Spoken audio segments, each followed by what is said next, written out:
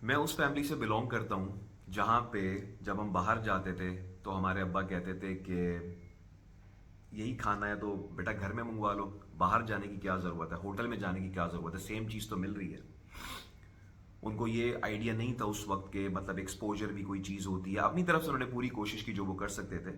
लेकिन एक बात बता रहा हूँ मैं कि उनको ये आइडिया नहीं था कि जो जब हम बाहर खाना खाने जाते हैं, जो टेबल मैनर सीखते हैं, जो एक्सपोजर वहाँ पे खाने का मिलता है, ये बेसिकली उसके पैसे होते हैं।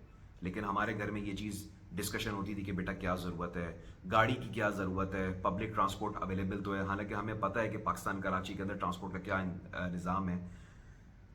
मैं ये सुनते हुए बड़ा हुआ हूँ कि बेटा क्या कहते हैं, पैसे कोई दरख्तों पे नहीं लटक रहे, जिस तरह तुम लोग खर्च करते हो। हालांकि कोई अय्याशी नहीं होती थी, एक नॉर्मल जो एक्सपेंस होता है वही होता था जाके। तो जितनी बातें मिडिल क्लास घरानों में या लोअर मिडिल क्लास घरानों में होती हैं, मैं अल्हम्दुलिल्लाह एक मिडिल क्लास से बिलोंग करता हूँ, तो वो बातें सुन सुन के मैं भी पला बड़ा हूँ, मैं बड़ा हुआ हूँ। हमारे घर में डेंटिस्ट के पास जाने का कोई रिवाज नहीं था, बिकॉज हमारे घर में परसेप्शन ये थी कि जो डेंटिस्ट होते हैं वो बहुत ज़्यादा एक्सपेंसिव होते हैं।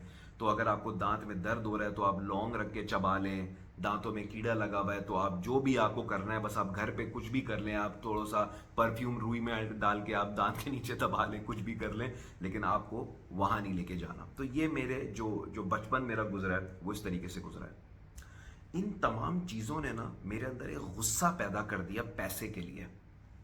और मैंने कहा कि कुछ भी हो जाए मुझे ज़िंदगी में पैसा कमाना है। ये जो आपकी फ्रस्ट्रेशन होती है ना, ये जो आपका एंगर होता है ना, ये बड़ी ज़बरदस्त चीज़ होती है अगर आप इसको चैनलाइज करना सीख जाएं। अगर आप इन तमाम एनर्जी जो एंगर से जनरेट हो रही है, बड़ी बड़ी पावरफुल एनर्जी होती है।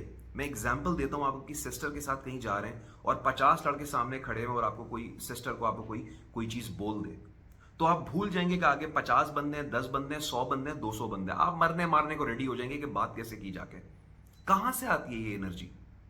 यही वो एनर्जी होती है जो आपको चैनलाइज करनी है। अगर आप इस एनर्जी को प्रॉपर तरीके से यूटिलाइज करने में कामयाब हो गए ना, इस गुस्से को प्रॉपरली यूज करने में कामयाब हो गए ना किसी प्रोडक्टिव चीज के अंदर, ये गुस्सा ना आपको कहीं से कहीं लेके चला जाएगा। मेरे अंदर भी यही गुस्सा था कि मेरे पूरे खानदान वालों के पास गाड़ी है, हमारे पास गाड़ी क्यों नहीं है, हम क्यों पब्लिक ट्रांसपोर्ट पे जाते हैं। मुझे बहुत बेइज्जती फील होती थी, बहुत ज़्यादा इंसल्ट फील होती थी।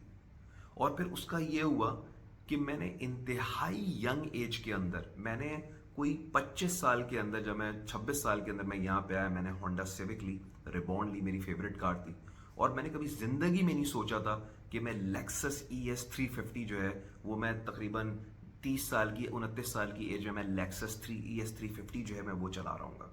और मैंने जिंदगी में कभी नहीं सोचा था कि अब मैं जो BMW अभी चला रहा हूँ मैं BMW चला रहा हूँ। सो आज की वीडियो के अंदर मैं सिर्फ ये आपको बता रहा हूँ कि जो बंदा अभी आपसे बातें कर रहा है, आपके सामने बैठा हुआ है ना, ये एक बिल्कुल मिडिल क्लास का बंदा है।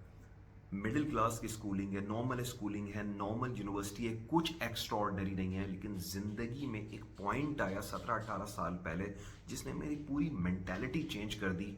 मैंने बुक्स पढ़नी शुरू कर दी, मैंने बायोग्राफीज पढ़नी शुरू कर दी, जिससे मुझे अंदाज़ा हुआ कि यार ये तो सारे जो जितने भी टॉपर हैं ये तो मिडिल क्लास के लोग थे, लोअर मिडिल क्लास के लोग थे। तो एक नॉर्मल बंदा यहाँ से यहाँ कैसे चला जाता है, सिर्फ एक माइंडसेट शिफ्ट होने से, कोई भी चीज माइंड में क्लिक होने से। और जिस दिन ये चीज आपके माइंड में क्लिक हो गई ना, बिलीव मी, आप भी मेरी तरह और बहुत सारे उन लोगों की तरह सक्सेसफुल हो जाएंगे जो एक नॉर्मल लोग होते हैं, नॉर्मल बैकग्राउंड से होते हैं, लेकिन जिंदगी में बहुत आगे चले जाते हैं।